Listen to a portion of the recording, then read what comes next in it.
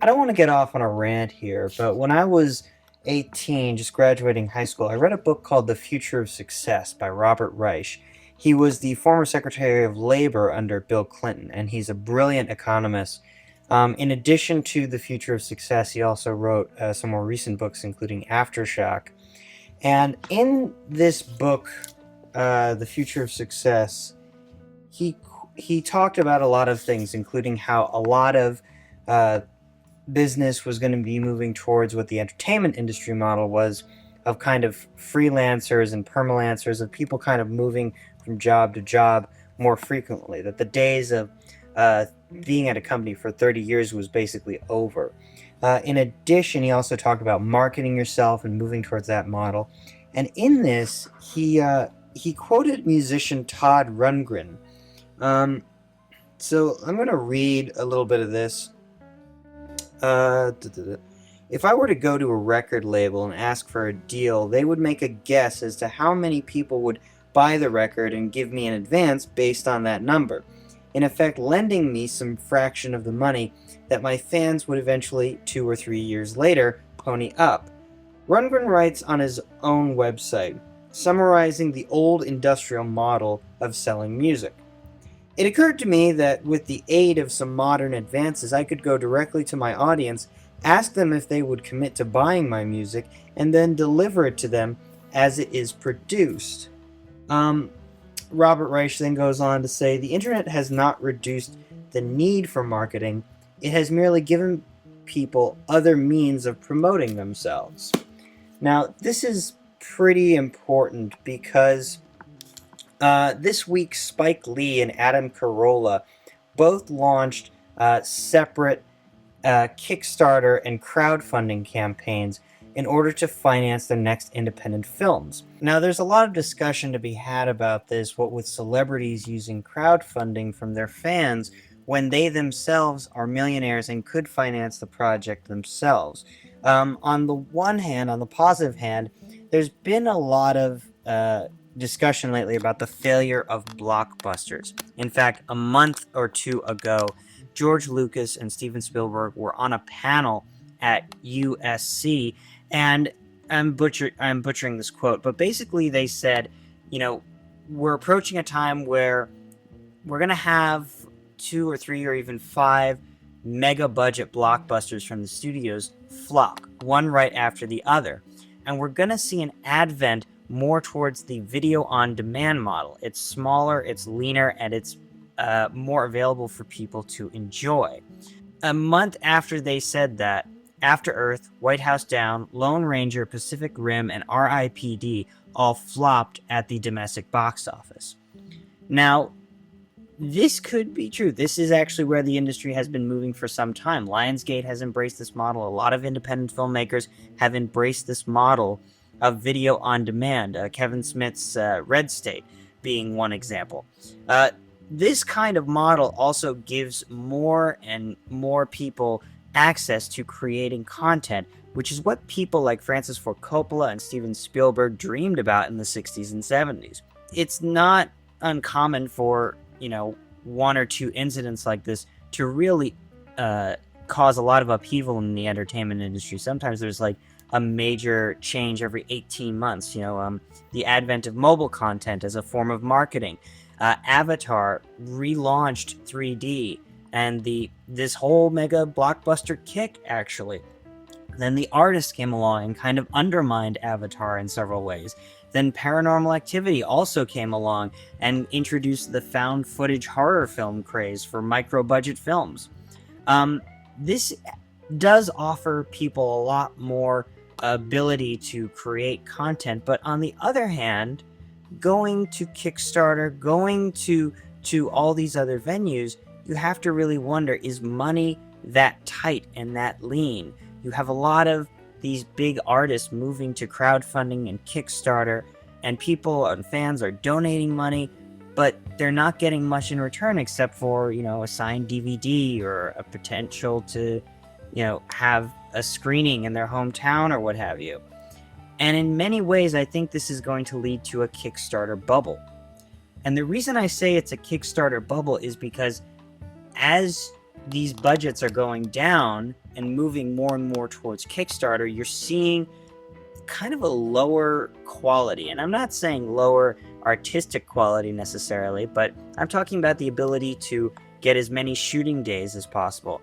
You're talking about artists who don't have someone to bounce ideas off of. You know, people like to rag on executives and producers, but the fact is, having a good producer, someone who can work with a director or work with a writer as a sounding board, someone who understands the marketplace and can get the artist out of their head, can be a really useful tool for people. Period. You know, and one has to look at the crowdfunding model and think, is the money really that hard to get? You know, there are millions, and some would speculate even billions of dollars in grant money and finances, whether it's through companies or what have you, all over the world that goes unclaimed every year. So the question is, why aren't those resources being tapped into? Why aren't people investigating that when they have this easy answer like Kickstarter to go to? You know, are the creative execs and the producers that authoritarian, really? You know, I think a big part of this, one of the things that really it upsets me, is that the idea of budgets going down, creativity is lost, quality goes down, and on top of that, the people who are working on the films, the people who used to make 50, 60, 70 grand a year as crew, are now struggling to make 20 to 30 grand because all the studio films have gone overseas and are shooting in New Orleans or Canada or the Philippines or wherever they can get the cheapest rebates, which runaway production we've known about for some time. But then the only thing left, really, are the micro-budget Kickstarter movies. And how can a city or how can an economy really function on that? You know, I think one of the solutions that people have to focus on is a site like Kickstarter, but can operate on a larger scale. You know, right now, the donations and the packages and rewards on Kickstarter are limited because you're basically setting up a donation and a non-profit model, even though Kickstarter takes a huge chunk of change out of the films and projects that get funded. But because of the rules about public offerings, if someone donated $10,000 to my project on Kickstarter, they could not get a percentage of backend. You know, that's going to dissuade a lot of big money investors. You know, I can't sell distribution via Kickstarter, and I think if we'd had a larger, well-designed website that was outside of the boundaries of those kind of laws, you know, where you could get investors back-end points if they donated a large amount of money. You could pre-sell distribution rights online. You could get soft donations even through this website.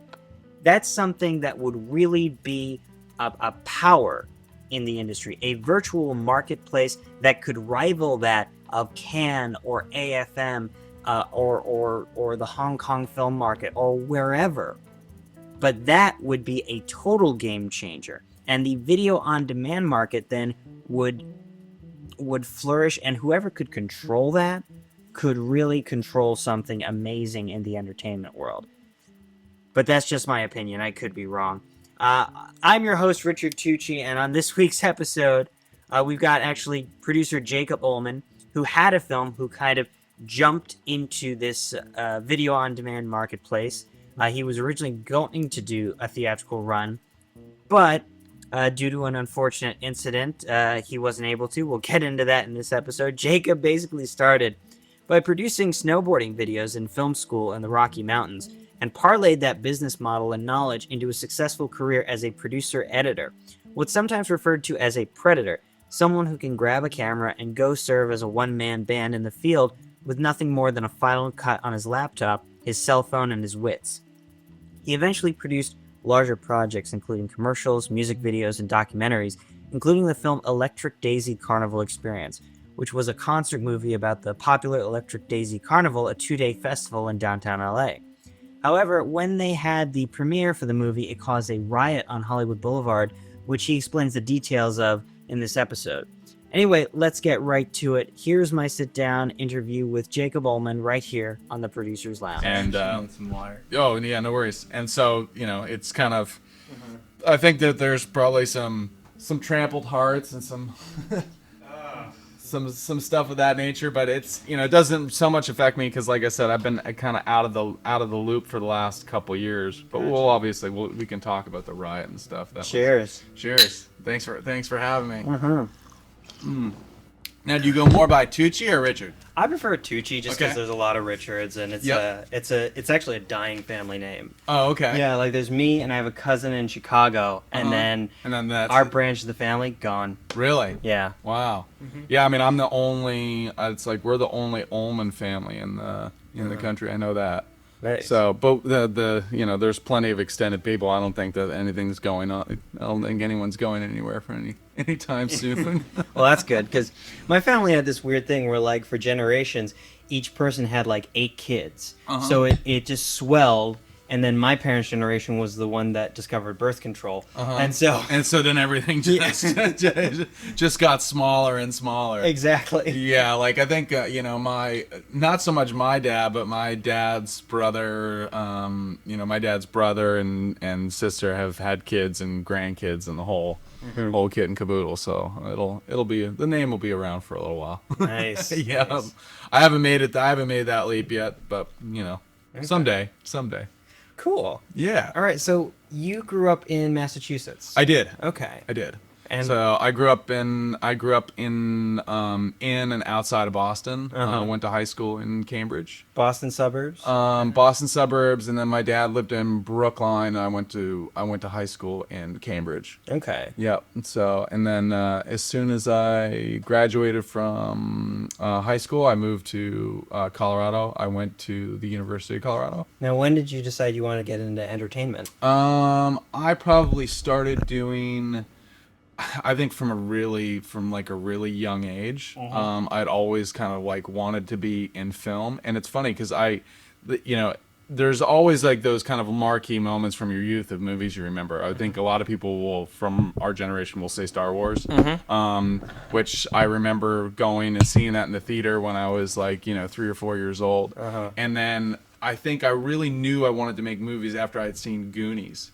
And which is really strange because after I watched the movie, I went home wanting to kind of go on an adventure, but not to like find treasure, but to actually like make a movie.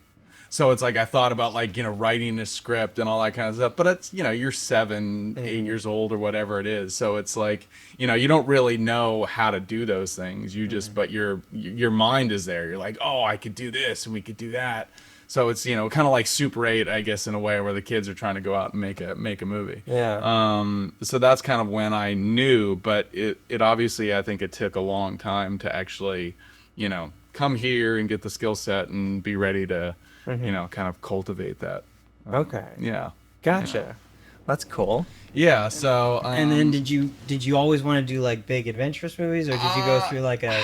I think it's really, I think it's all sort of subject based, whatever kind of turns you on. I mean, when I first started, I started with doing like snowboard videos and skateboard videos and that kind of thing, and that was just because I grew up kind of in that genre, like that's what I was into. So. I think I made my first like snowboard video when I was 19, and it's so funny. It's like distribution felt so easy back then because everything was like VHS. So it's like I went to a trade show, I cut together like a little trailer thing, and all of a sudden the distributor's like, oh yeah, we'll buy 3,000 units. I'm like, oh sweet. This is just in Colorado, and you're just selling your snowboard. I'm living in Colorado and just selling snowboard videos, and at the time, like I said, the distribution felt kind of easy, but VHS was really big, and I don't think like, DVD wasn't, I mean, they were around, but hadn't taken like a foothold yet. Who buys snowboarding videos? Was that? Who buys snowboarding videos? Snowboarders, it's kind of like, it's the equivalent of, I mean, they call it action sports porn, It's Gotcha. like, it's really just, it's not so much story, it's really just, music and editing and, shots. Okay. So I think that when you do that, you learn how to, it's like I'm learning how to use the camera. I'm learning how to put together, like, like license the music and do those get those sort of skill sets. Not so much story related, but you do get that production. Like how do I make a product? How do I take it? Like shoot it, put it together, and sell it to market. So in a way, you started out as a producer, editor, more of a predator. Yeah, more of a predator. Yeah. It's like you'd put on the box that you were a director, but you're really not directing anything. Yeah. In reality, Gravity it's like is directing it. It's like you're kind of. You're choosing the music and that kind of thing, and you're framing the shots. But the reality is that direction in the sense of how we really think about it is non-existent. So it's really more of that kind of predator capacity. And it's funny because I've done a lot of predator work, then as well as now. But I never really like wanted to necessarily do that work. I always thought about like getting to that point where I could just do one job and then I could hire the best person to do that and the best person to do this. But I think the landscape nowadays is that you're really kind of forced to wear a lot of different hats.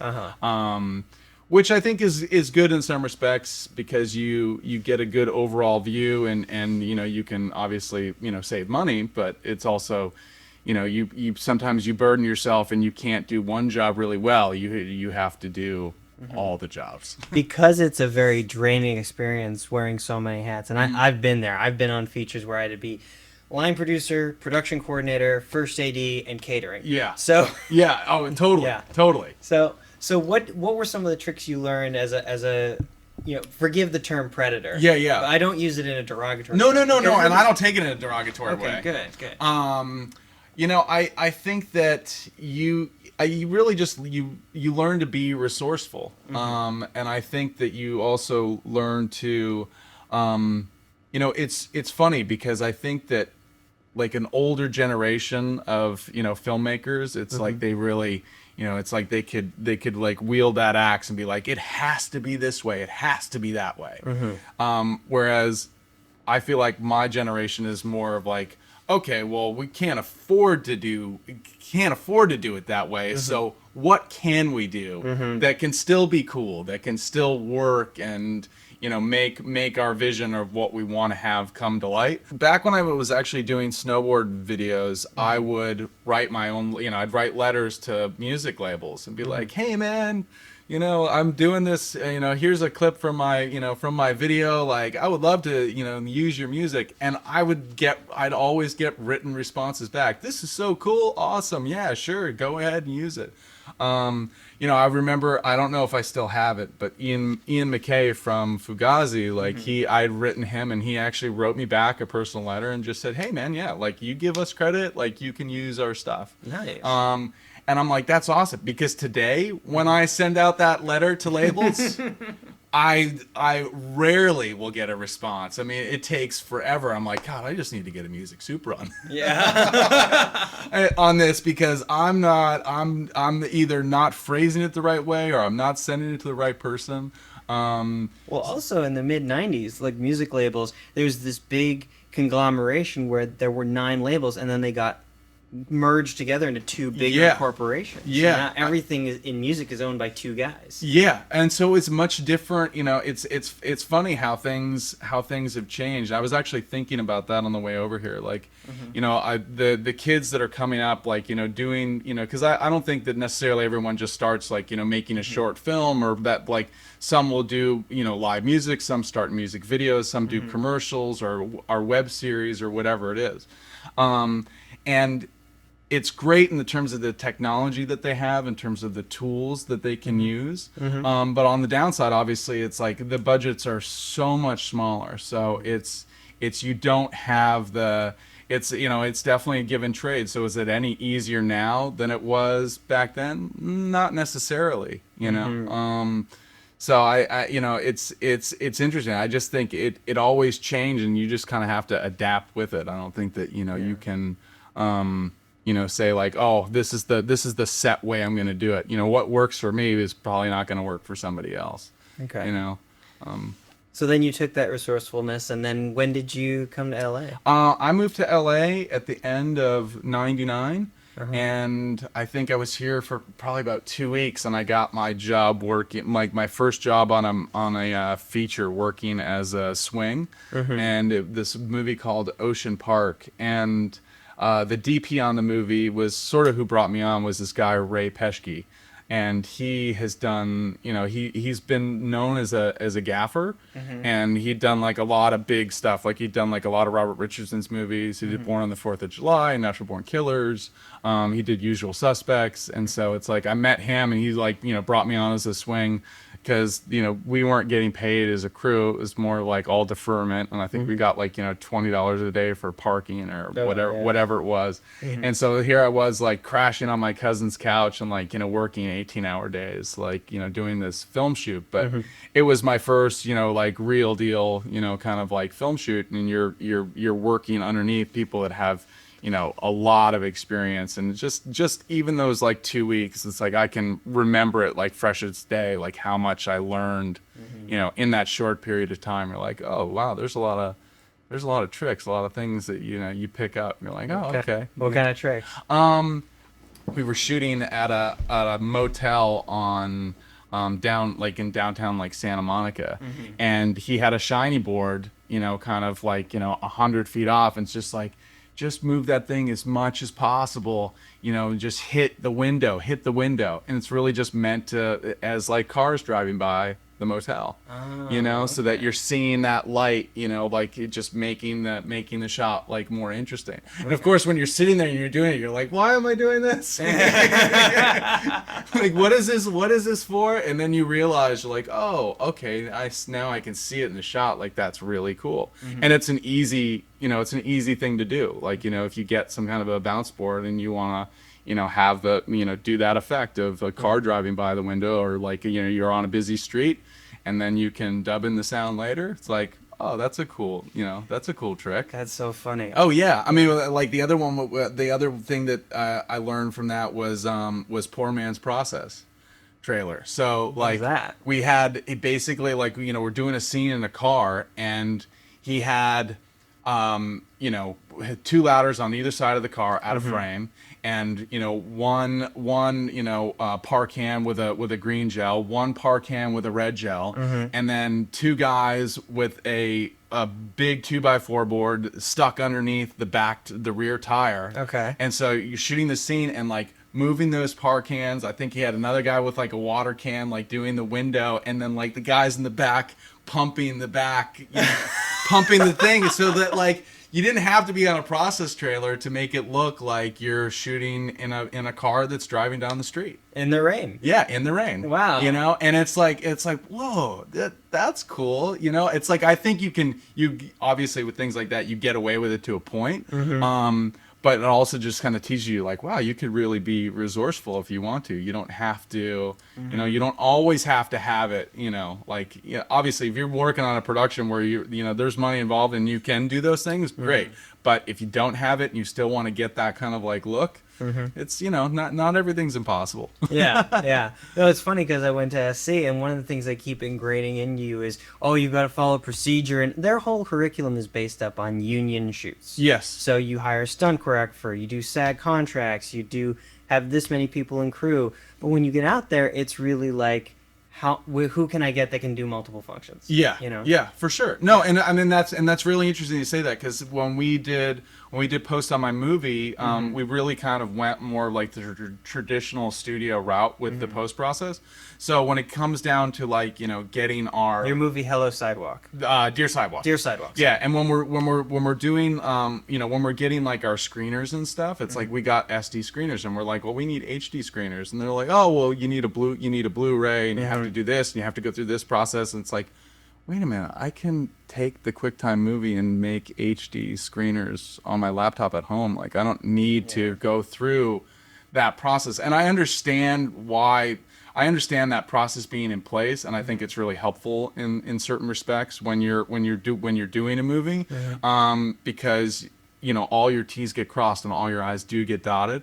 But at the same time, it's when you're working on ever shrinking budgets and that kind of thing, you have to be able to think outside of the box and like, well, what can I do for myself that I can save money? Like, I can't, everything can't be that traditional, film route. So I think it's important to, remember that you don't have to, but I also think on the flip side, there's a lot of filmmakers out there that have no kind of like, studio experience and no experience working with SAG contracts and that kind of thing. So that, they might make a great product, but then when it comes down to it and they're going to sell it, it's like, their clearances aren't in order. They don't have their M&E. They don't have the things that a distributor is looking for. That's going to make their, them getting a deal to sell their movie that much more difficult. We're covering a lot of stuff here in relation to Dear Sidewalk. Yep. So let's take a step back. Yeah. Okay. Let's take a step back. 1999. Yep. You've come out. You've just worked on your first feature. Yep. I just did the first feature, and those first 5 years in LA can be a trek. They can be sludge through the mud. It was really difficult. I think, let me think of the different roles that I did. I was, I did the PA thing. I did the background extra thing. I did, I did the editing. I did camera operating. I did a bunch of different slates of jobs. What was your favorite job during those 5 years? I remember being that background extra for some TNT special about James Dean, and I actually had to play a grip in the TNT special. And so when it actually came on TNT, it's like there I am in the background, like background of the shot, like, wearing the 1940s or 50s, like grip gear, going, oh, that was a great take, and clapping, so I think that was pretty classic. Was it this one? Was it this one? Let me. With James Franco?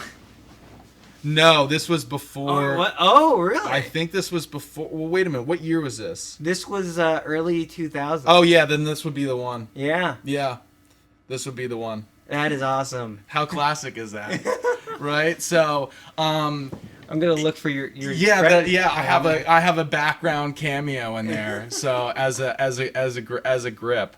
And then I think that there was funny things, like I worked a PA on like a soccer commercial or something, and the AD or whatever called me up at my house like a couple days later and said, "Hey man, I threw my back out, and if you and some of your guys can come over and like help me move some furniture out of my house." And I'm just thinking to myself, what? He's like, it'd be a great opportunity for you. I'm like, I'm like a great, and it's so funny because I think that your BS detector, it gets honed pretty early, because when you're starting out and you're kind of bottom of the barrel and you don't have a lot of experience and you're grinding it out, you do come in contact with those people that just sort of want to take advantage of you and like, take advantage of just getting free work and that kind of thing. And it's not to say, like, I've worked plenty of jobs for free, and I'm sure I'll work jobs for free in the future. But it's more on, as long as it's on your terms and you're doing it in a place where you're like, oh, okay, like I want to work on this material. Like, it's a great PSA, or there's some great people involved. It's funny you say, like, he said it'll be a great opportunity for you. Yeah. And there's a saying in politics, actually, if somebody says it's not about money, it's about money. Yeah. And to the opposite effect, in film, if somebody says it's a great opportunity for you, it's not a great opportunity. It's not a great opportunity for you. And I think you learn that really, really, really early on. You're like, wait a minute, this is not great. Because then on the opposite side, like, I would cut together, like I bought Final Cut 1 when it first came out. And, I'm like, oh, well, this could be a good way for me to make some money. Like, I did a little bit of editing, in college and when I was working on the snowboard videos. And even though it's totally different than working like on flatbed machines, it's like I could do this. So people actually started hiring me to cut their reels, and it was not just actors or you know, other kind of like technicians, but it's, you know, people that were spokespeople, you know, that did like trade shows and stuff like that. And, you know, I cut it and, you know, it wouldn't take very long. And I'd be like, oh, you know, like, you know, $200. And they're like, are you kidding me? $500. No, like, I'm gonna give you $500. I'm like, whoa, you really don't have. No. I've paid way more in the past. So like, you know, here you go. So it's like you kind of had the opposite. I had those opposite experiences too, where people actually valued valued the work that you were bringing to the table.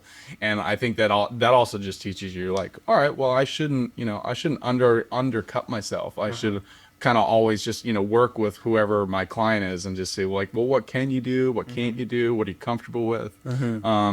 So that, you know, basically both sides feel like they're being treated fairly. Gotcha. People of value, essentially. And Yeah. it's hard to find people of value in any environment, let alone the city of dreams. Oh no, I mean for sure. I think that you know, after a while though, you do. I think you fall into you know, the group of people that you really, you know, it's like they're giving you their names and vice versa, and you're really kind of, you know, I mean, you know, the word of mouth and the networking is huge. I think like before I came here, I didn't really understand that so much. But you know, my mom had always told me, even when I was like working in snowboarding, she's like, you know what you have to do? You always have to speak well about your friends and the people that you work with. And if the more you do that, the more they're going to speak highly of you, and it will, you know, cross-pollinate sort of thing.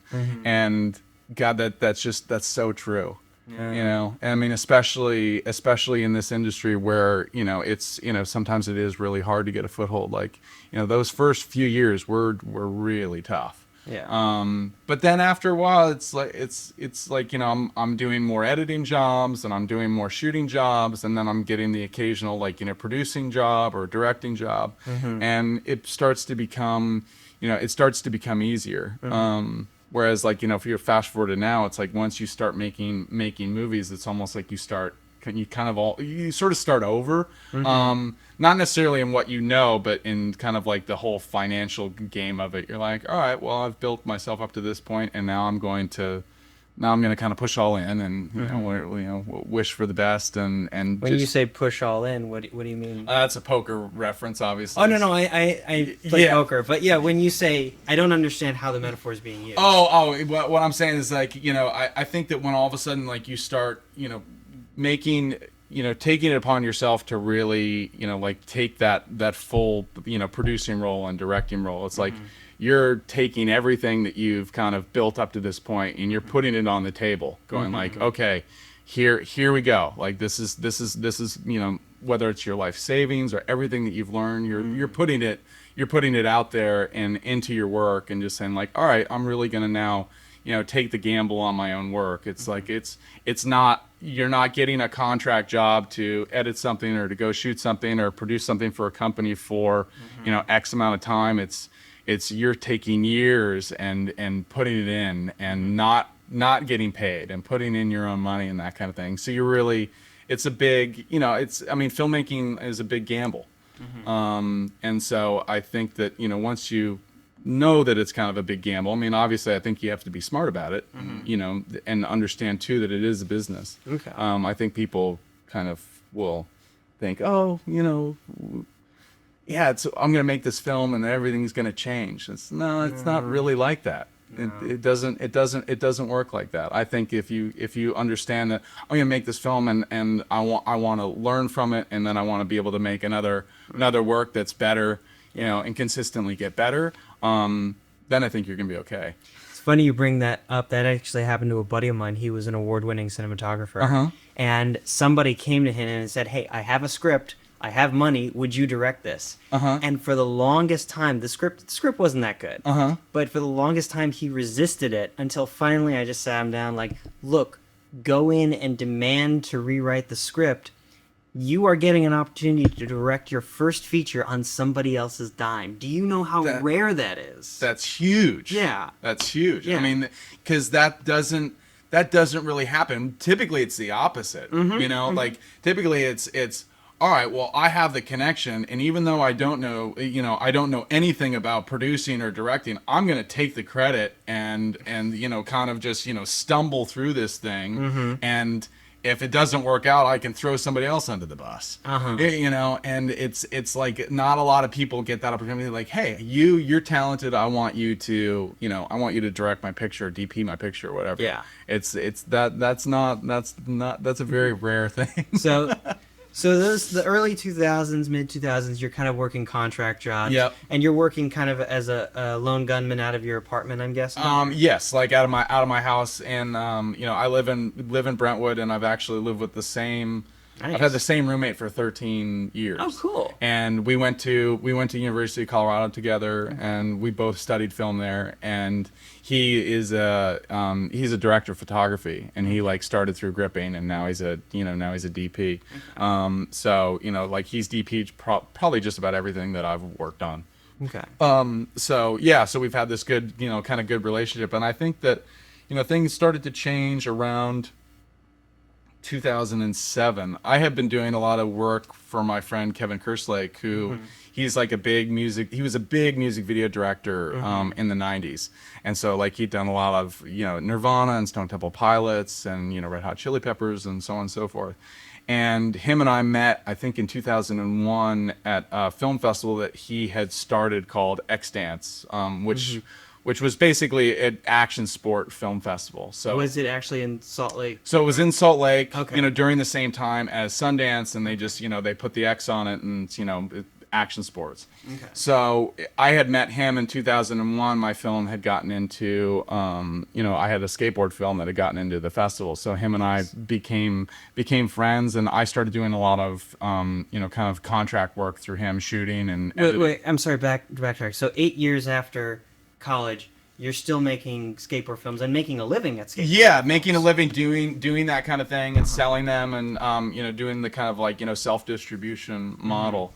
And then when I moved here, it's like I still had a little bit of income trickling in from that, but that's when I really started doing more contract work, and I started doing a lot of contract work for Kevin's company at the time, and so that was sort of off and on. And I think he had a company that folded, and then a few years later in 2007, he called me. He goes, "Hey, I have this job, that coming up, and will you help me, do it?" And it was actually Electric Daisy Carnival, and it was the first year that Electric Daisy Carnival was here. I think like in LA at the Coliseum, because they do it in Las Vegas. Well, they had done it. I think like in Fresno. It originally had started as like a very underground, kind of thing. And so this was like the first year it was kind of like, coming to the Coliseum.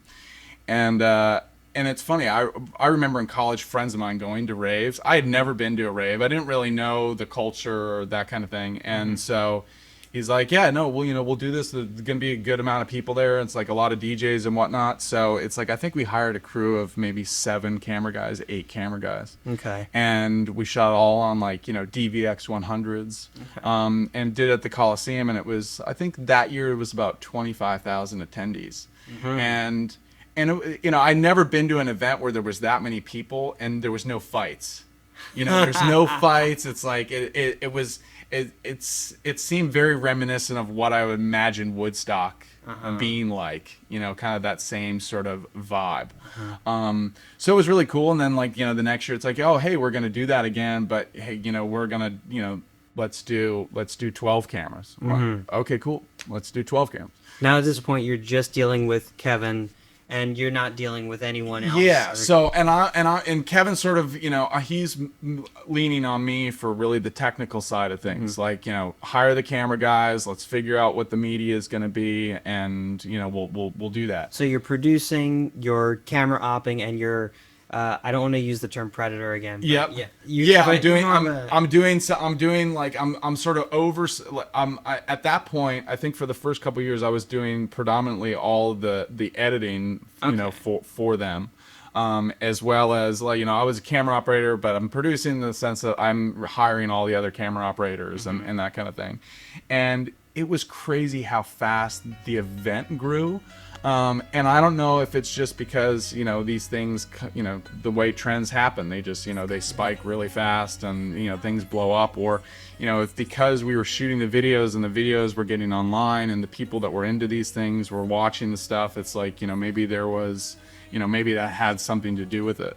But we were shooting these things, you know, every year, and then they had other events, so we started covering other events, and, you know, yeah, go ahead. You know, when you edited these videos, were they, how long were they? You know, they just go? we would do like some, I would do like a, you know, a 2 or 3 minute kind of like, you know, splash, you know, type of piece for them. Like a sizzle. Yeah, like a sizzle reel.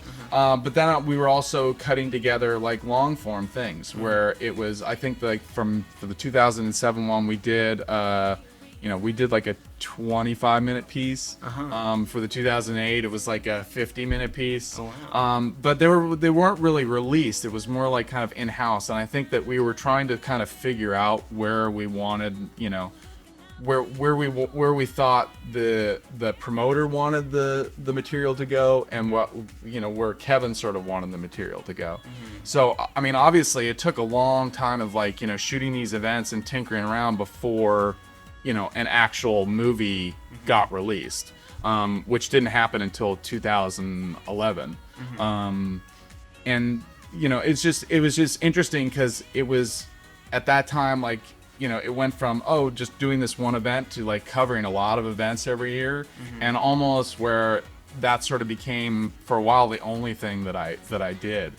And I think with anything, it's like if it's the only thing that you're doing, there's, you know, sometimes I definitely had that kind of burnout factor after a while, because it's like I'm only doing this, and I think that the romance of that first event and doing that first event, going like, oh wow, this is really cool, then it just sort of became like a job, and I wanted it to be, you know, I wanted to be more inspired by the content that I was working on.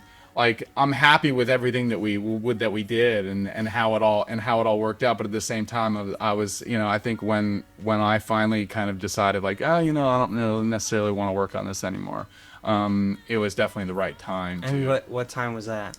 That was, yeah, I think right around the time that the movie came out. Because this is a big chunk of your time. This is 2007 to 2011. Yeah. This is 4 years. Yeah. And you said at one point that it was all you were doing, and yeah. I mean, it was all I was doing. It's like the you know, E.D.C.E became so huge in terms of like the amount of data that we were acquiring at these events. I mean, the last year that I helped Kevin produce was in 2011, and at that year we had 55 cameras. So we were shooting the event in Vegas, and like, you know, we had dollies, we had cranes, we had jibs, we had. How do you get a dolly in that environment? Well, you just basically like where they rope off the fronts of, you know, the front of the stage where they put the barricades. Oh, okay. We actually have a dolly like in front there, you know, just cruising the stage, shooting the I remember stage. seeing something similar to that in Kings of Comedy with that Spike Lee director. Yeah. So we'd have, you know, and it was really fun, like having all those tools and like, you know, the toys there. You're like, oh, this is awesome, because you can get like just, you know, great shots. Yeah. But at the same time, when you're acquiring that much media, and, you know, for a while I was the only person, like, you know, working on the editing, and then I'd have somebody that would help, like, you know, assist me. It's just, I mean, huge volume of work. So it's like I'm spending, you know, shooting the event, but spending 6 months out of the year like working on just like going through footage and, you know, putting together edits and things like that. Holy crap. So I think that once we had another editor come in, Agata, and she kind of like, you know, took over, and she actually was the person who cut the majority of the E.D.C.E Experience movie that was in theaters.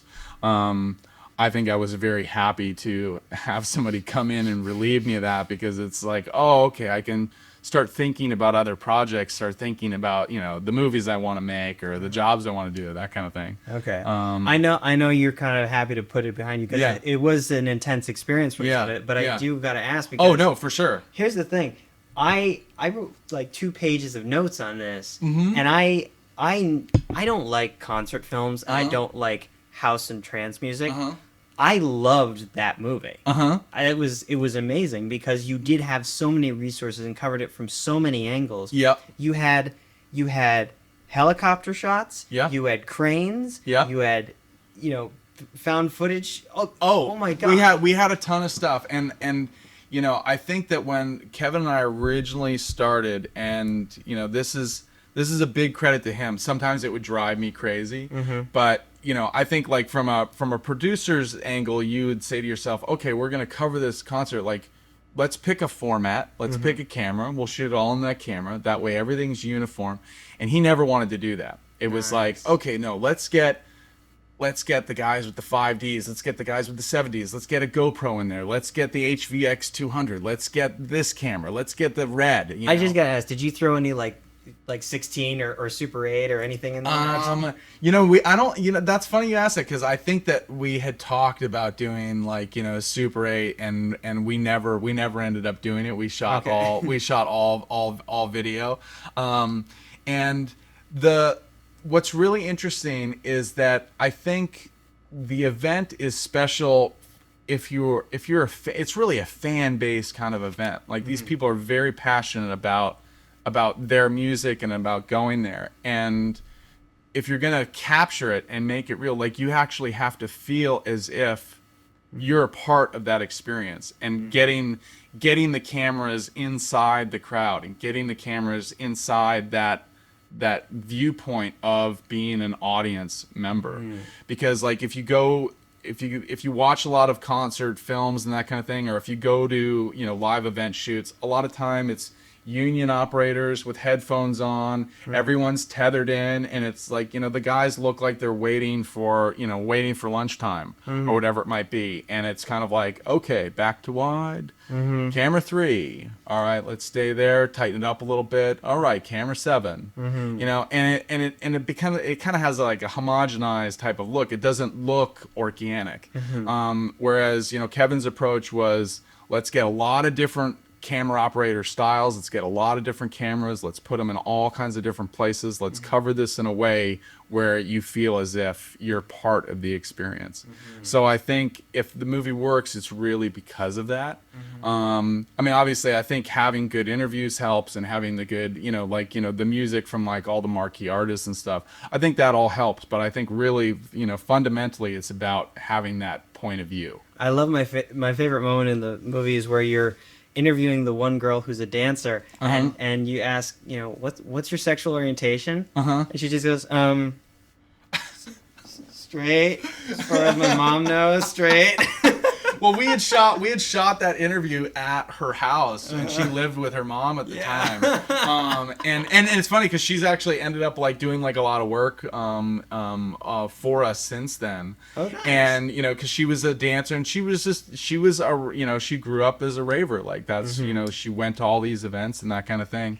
And I remember when we were at the premiere, and I'm like, and she was there with her mom, and I think I was like sitting next to my girlfriend. I'm like, oh my God, did she tell her mom beforehand? I'm like, I really hope so, because if her mom didn't know when she's sitting there, that would just be not the way you'd want to find out. You'd want to have that sort of personal, like, hey mom, there's a moment in the movie where this happens, or that kind of thing. So, but she did tell her mom, but. So it was really interesting. But yeah, I mean, I do think having that point of view and talking to people, and sort of being with people that have lived that culture their kind of their whole life, it makes it authentic. It makes you feel as if you're like, oh, okay, like I might not, because I'm the same way. Like I'm not a big like electronic music person. I'm not a big concert film person. But I think when you come at it from a real angle, and these are the people that live and breathe it, so they should be the voice. They should, it should be from their point of view, because then it's real. You don't feel like you're watching something that doesn't isn't authentic. And then when you were, I know you had to take off for the feature film editing, but did you ever have to like negotiate the editing process between Pasquale and Kevin? No, Kevin actually handled most of the editorial process. So it's it basically went from I was cutting stuff, and then Agata and I started working in tandem, and then she basically took over. Agata being the other editor. Yeah, being the other editor. So she has the main editing credit on the movie. And she has like a big dancing background, and it's like she's always wanted to like work in music her whole life. Nice. So her rhythm and timing and just her style of cutting is just perfect for the movie, because it's almost like she's already in the vein of it. I mean, I obviously have some of that background too, but I think that for that. Oh yeah, you've got dancer's legs. Yeah, I got dancer's legs, but I mean, but specifically for that movie, I just think that the style of editing that she brought was really perfect for the material. Nice. And I think that kind of goes back to what we were talking about earlier. It's like when you're working in your Preditor, you always think about like, God, wouldn't it be great if I could hire this editor or hire this person to do that. And I think that she was that kind of person for the job. Like, oh, she's the perfect person for this. She'll live it, she'll breathe it, she'll eat it, and she'll make it better than what I can make it, which makes us all look good. Nice. So yeah. Okay, cool. Well then I just got to jump to 2011, because okay, yeah. Set it up for us. You're having this premiere. All right. So I didn't. None of what was happening was known to me. It was like, okay, my roommate who'd worked on it, his girlfriend, my girlfriend, and I. It's like, all right, let's get a cab. Let's go. Let's go over to the premiere. Like, this is gonna be. This will be great. And traffic was crazy getting over there, and like we were gonna have a drink, across the street. And just to clarify for those people who never heard, you guys were having a premiere at, I believe, Commons. It was Man's Chinese. Man's Chinese, and it was pretty early. I think premieres are typically like around 7 p.m. or 6:30 p.m. I think it might have been earlier, because I remember because I lived by there, and I remember driving back earlier than 7. There was huge traffic as well. Yeah. And you guys were also having a performance afterwards by DJ Cascade. Yeah, there was going to be a performance afterwards. So what ended up happening was Cascade had gotten a permit for Cascade to play like in the back of a truck, like a DJ set, and he was going to spin for the people arriving at the premiere. Nice. Right? So it's like, all right, that's cool. And I think he sent out a tweet or something like that said, like Man's Chinese Theater, like Hollywood, like Hollywood and Vine or whatever, I'm going to, free DJ set. And 8,000 kids showed up. So we barely got into the premiere. I mean, it was so crazy hectic, and we didn't really kind of like know what was going on. Like, we didn't kind of understand the gravity of the situation that was happening. And I think that it's also important to kind of note that up to that point, in 2011, it went from the Coliseum in 2010 to now Vegas is the main venue for E.D.C.E in 2011. And a lot of that is due in part because, Insomniac and the city of LA, I think that they were bumping heads. I think there was probably political things going on that weren't really, I'm not really privy to that kind of thing. And also, when you have an event of that size, I think in 2010 it was like 200,000 people. There was a young girl that overdosed, and obviously it wasn't the fault of the event. Overdosed and died, or just overdosed? Overdosed and died. Oh, right. And so, later on it comes to light that it's like, her boyfriend gave her or whatever, and, that kind of thing.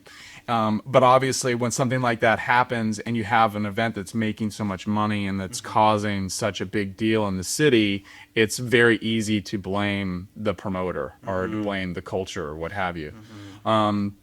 So I think all those things were in play once, those 8,000 kids showed up. So it's like, whether it was an actual riot, I think that could really be argued, because all we really saw was kids sort of dancing in the street and dancing on a couple of cop cars, that kind of thing.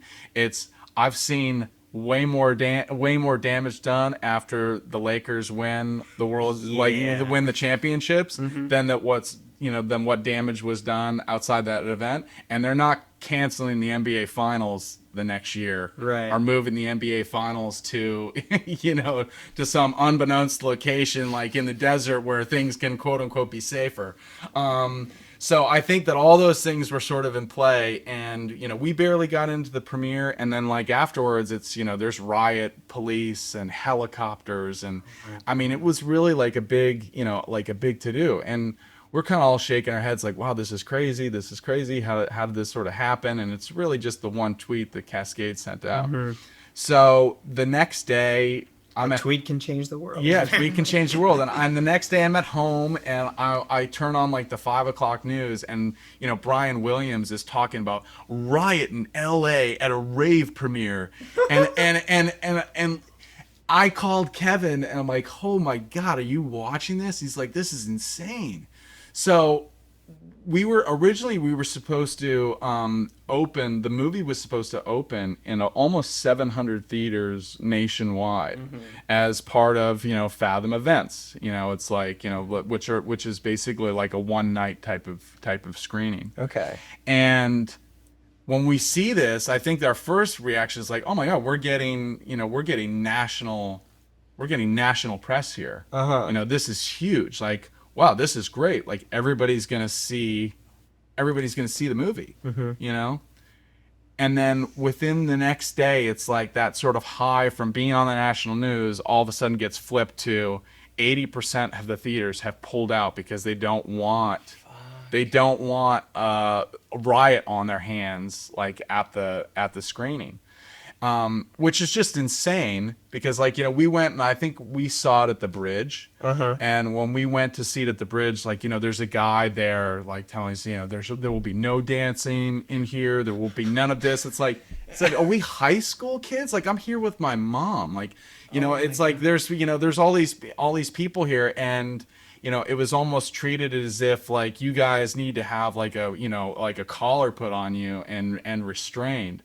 And it was really kind of unfortunate because I think that a lot of people in a lot of cities could have gone and experienced the movie the way it's supposed to be experienced in the theater, and they didn't get that opportunity. But it's like bizarre. It's like this movie with this one incident that it was started by a tweet turned all of America into the town from Footloose. Yeah, but yeah, no, it's really crazy. And you can't dance.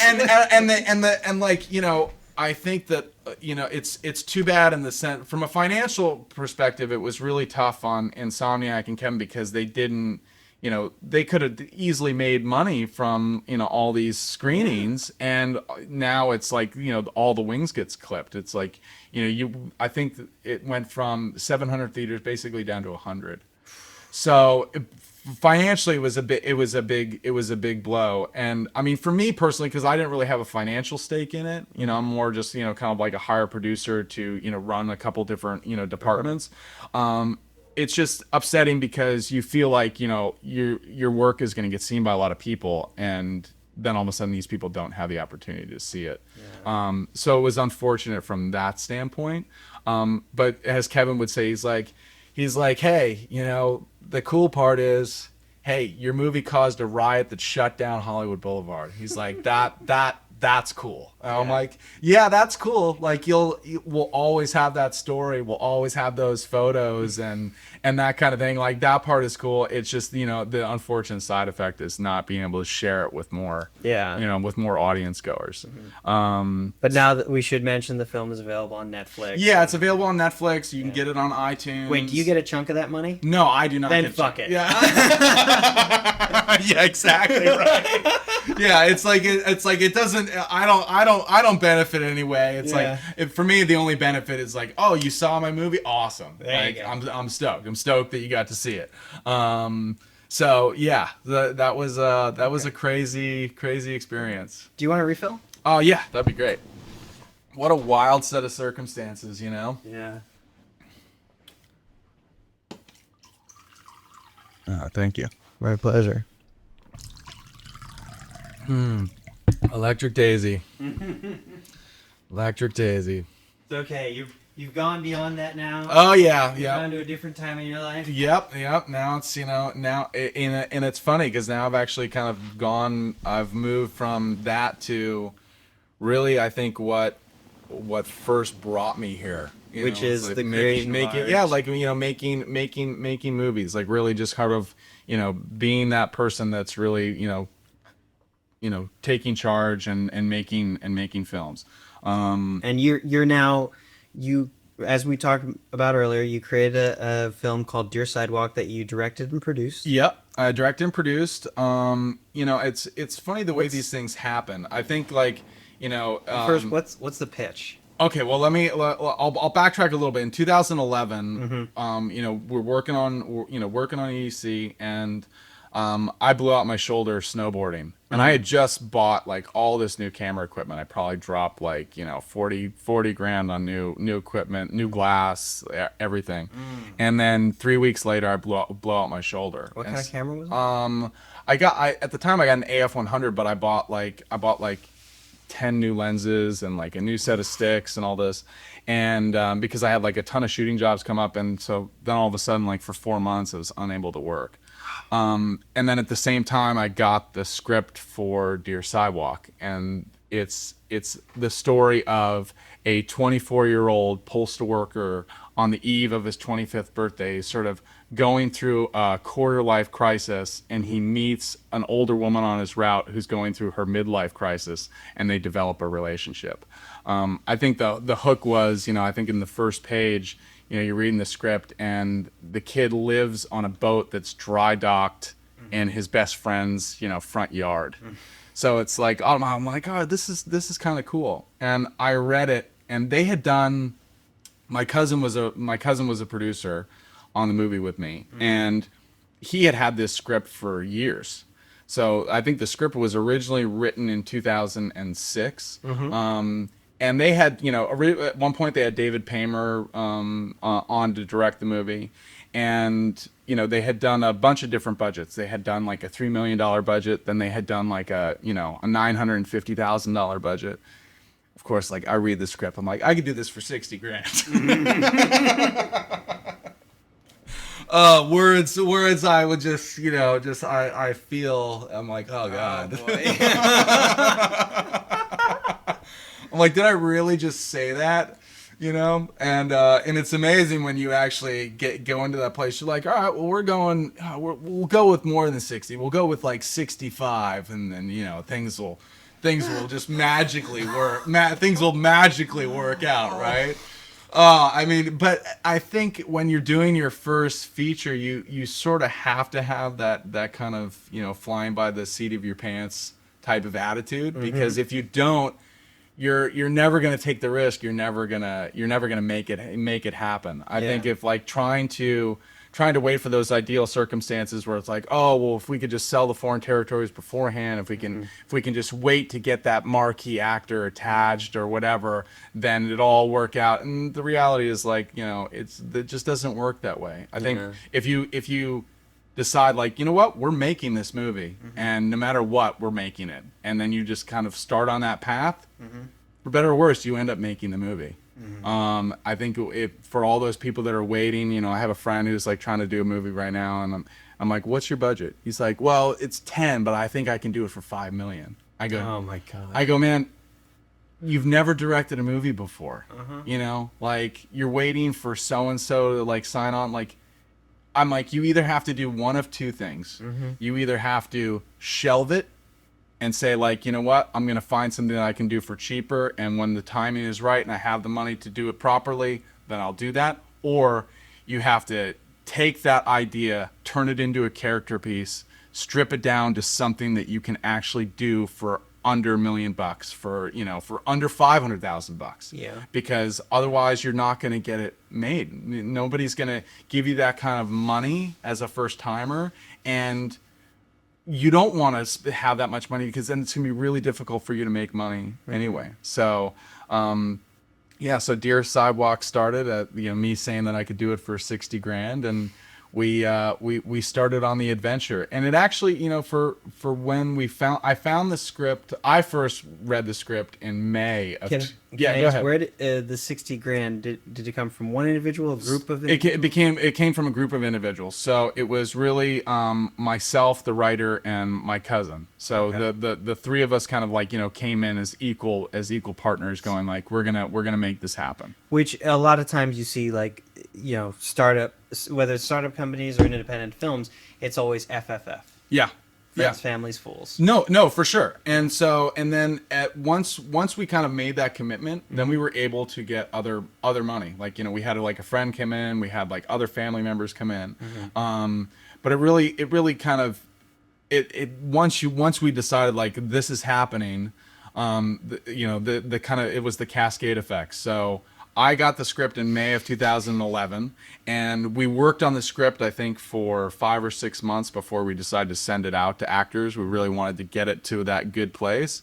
And, I think, we kind of took that mentality of like, okay, we'll do our list, we'll start going, but I don't want to wait a month for somebody to like, get back to us. And, it's like, they know it's low budget. They're going to either say yes or no. So like, let's just get our answers quickly so we can move on to the next person. Like, we always wanted to be moving forward. We didn't want to be, oh, well, they're going to show so-and-so and, talk to so-and-so. So we sort of approached it from that perspective, and it really worked. So I think like, we showed it to Joe Mazzello, and Joe Mazzello, obviously he went to SC, and he's been doing this since he was like a little kid. And the first thing he said to me, because I think that like we were basically calling our budget like $100 grand, because even though we were starting with 60, we knew that we could get, we knew once we got started we could get to that place. So I met with him in Beverly Hills, and we had lunch together, and he was like, 100 grand, not a lot of money. You guys do not have a lot of money. I'm like, yeah, I totally agree. But we started talking about sports and just kind of like getting to know each other. And, I had heard from other people that he was like a really nice guy. So we hit it off, and he signed on to do it. And it was like, okay, cool. Like, this is great. So I'm like, all right, well, we have our lead actor. And then we showed it to a couple of actresses before we showed it to Michelle Forbes. We met with her, and she's like, I love the script. Like, I'm totally down to do it. Like, let's go. And then we got our supporting guy. His name is Josh Fadum. And it was like one of those things where you go to have lunch meeting, and 4.5 hours later, you're still talking, and it's like, oh, okay, like, yeah, this is gonna work out. We can all work together. So Nice. with kind of our principal cast intact, then we decided like, okay, where are we gonna shoot the picture? We decided to shoot in Austin, and then we did everything local out of there. So all of our other cast members we hired out of there. All of our other crew members, other than like myself and the DP, we did all local people. And we just Why Austin? well, when you read the script, it definitely has more of a, I wouldn't say necessarily suburban feel, but it just has more of a rural kind of feel. And Austin is like that, if you've ever been, it's, you could walk, you could be in the city, but just walk down the street and you feel like you're kind of in this like rural neighborhood.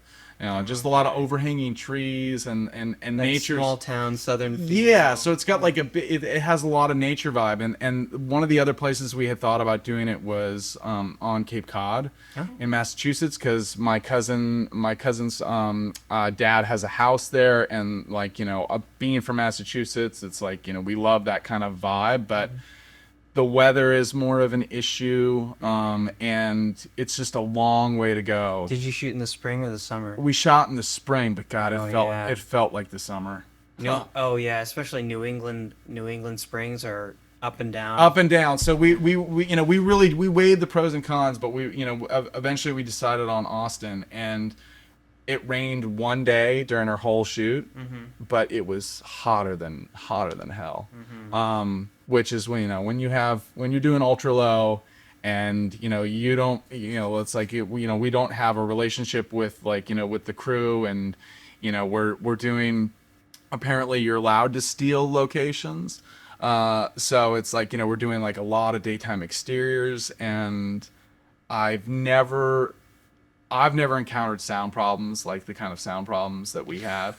And Joe has never encountered the kind of sound problem. He's like, dude, for as long as I've been doing this, I've never had sound issues like this. I mean, everywhere we went, it was a jackhammer, like a steel cutter, like whatever it was. So it really was that kind of situation. Like, all right, somebody always have $100 in their pocket so that they can run over to whatever construction or whatever noise is happening to just make it stop for like the 15 minutes that we need to, to do this. And it's still miraculous to me, like when I watch the finished picture and how clean it sounds now. After having Rick, our post sound guy, like work his magic. It's like you would have never have guessed that we had the issues that we had. Oh wow! I mean, there was one day when we went to shoot this location. I had scouted it 3 times, and it was like this bench that overlooked this lake. Every time I went there, there was ducks, and it was just serene, no sound. Well, the day that we shot was the day after UT got out of college. And so every speedboat, like blaring rap music, was like on the river that day. And we'd be in the middle of the take, and like all of a sudden this boat would cruise by, and there'd be like all these bikini babes on the back, and it's just like, bumping Ludacris, and it's like... I literally, and it was like 97 degrees, and like the actors are getting so frustrated, and like, because after a while and we had a hard out on the location, and I wouldn't even yell cut, because I'm like thinking to myself, I just gotta get through it and use whatever. You're just holding your head in your hands. My God. I'm ruined right now. I'm ruined. I'm like, this is terrible. Like, how do you fix this? And then all of a sudden, like, you watch the scenes, like, wait a minute, where's all that sound? Where did it all go? Like, this sounds so much better. It's like, our ADR list was so small. Like we just got lucky. It was, Oh man, that's great. like the words just happened at the right places. we had a really good sound designer on a film my line produced called Virus X, and we had a similar situation where micro budget film. The only location we could get for the budget we had was basically shooting in a small storage/band warehouse facility. So literally you have all these rooms, and we're shooting in 2 alternating sets in and out, and then in all the other rooms there's drummers coming in and going and then me and Ryan, the director, are just like, oh my God, what are we gonna do? We're gonna have to loop everything. And so then our sound designer comes in. Before he even listens to it, he pulls in the audio tracks, EQs everything, puts an ambient track over all the shots, so it kind of the ambience blends together. And then we look at the screen and we're like, what the fuck? What? Like, how did this? What? Oh like, how? God. Like, why is this so? This is great. Yeah. Like, this is great. Oh my God, it's a real movie. Like, how did we get so lucky? Unbelievable. Like I remember, like, when Joe had to come in for ADR, he goes, "This is it." I thought I'd be in here for like 3 months. It's like, no, buddy, you're here for 1 day. 1 day. Nice. So it's like we just got really, really lucky. Very nice. Yeah. Done. Sir. Yeah. So sometimes the film gods, I think, are on your side. So did the film get distribution or festivals? Well, we just finished, and we just started submitting about a week or 2 ago. So we really haven't even heard back from festivals yet. Okay. But we don't have. I think right now it's like we're looking for sales agents or people that can help in the distribution process, and we're also going to do an LA screening, I think, in the next couple weeks. So obviously I'll invite you to that. And, that would be great. We're going to have distributors come, and obviously if we can do like a straight distribution deal, whether it's to like TV or whatever it is right away, I think that we would be excited at that notion. Okay. But it was it's I think it's always tough making your first movie, because I think myself and the writer, the other producer, it's we had all of our visions of what it can be, but I also think it's important. What you learn is like, you think about what it can be, but the audience doesn't know that. The audience doesn't know what was in the original script or what ideas you originally had, like, you know, your grand kind of plan for things. So let them appreciate what you do have and react, and don't, you know, you don't have to fill in the blanks for them. You know, like, audiences are smart; they can figure it out for themselves. So that's sort of a, you know, an eye-opening, you know, kind of experience, because you do have your, like, ideologies, but, you know, those they're just ideologies. Awesome, awesome. Yeah. And then tell me about Barcode Films. So, you know, I've lived here for 13 years, and, you know, it's like, I don't have an agent. I'm not, like, you know, rep by a house or anything like that.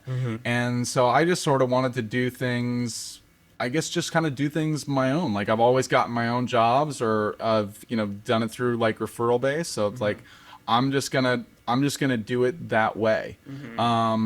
And not look to necessarily, like, you know, sign some deal or have somebody promise me something. It's like, I think that when those bigger opportunities come, you'll be ready for them, and you'll know when you are ready to kind of, like, you know, move to that next level. But I've always liked to kind of do things, you know, kind of on my own, and that type of way. So that's sort of what I've done. Okay. And it's worked out good. It's like, I don't have like a lot of clients, but the clients I do have, I like, and I'm doing work that I like. Now Barcode Films is your production company. Yes. And it exists for commercial and music video production, all based in LA. Yeah, and I did, you know, obviously, like, the Dear Sidewalk is a Barcode Films, NHO Entertainment, which is my cousin's production company. It's like, you know, we're joint on that.